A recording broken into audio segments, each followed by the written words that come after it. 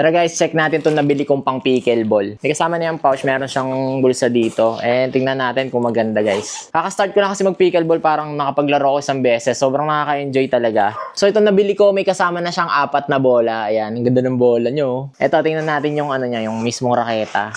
Oh, ang ganda! Ganda guys oh. Ayan, may plastic pa oh. Plastic ba to? Ewan ko kung tinatanggal tong plastic. Ito yata yung pamalit dyan. Ito, yung rubber nito. Itong rubber na to, ito yung pinapalit. Kasi meron siyang katulad nito, yung pang-lock. Ayan. So, ang ganda ng color pink ko. Ayan, so tigi sa amin ni Mrs. Yan, nagpipickleball na kami. Kasi naglaro kami, nag-rent kami nito. Nasa 100 pesos. So, naisip ko, every time maglalaro kami, gagastos kami ng 100 pesos para lang mag-rent neto. Kaya bumili lang kami ng sarili namin. So, mas makakatipid kami. At least, di ba, personalized. So, yan guys, so, tingnan nyo ha, papakita ko sa inyo malapitan. Ayan, so, hindi ito, ano siya, magalas siya, para siyang fine na liha. Ayan, ganda rin ng ilalim niya, kita nyo guys.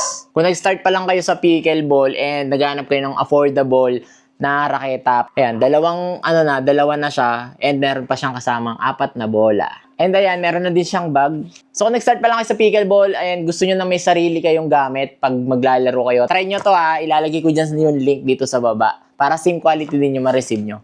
Goods na goods to.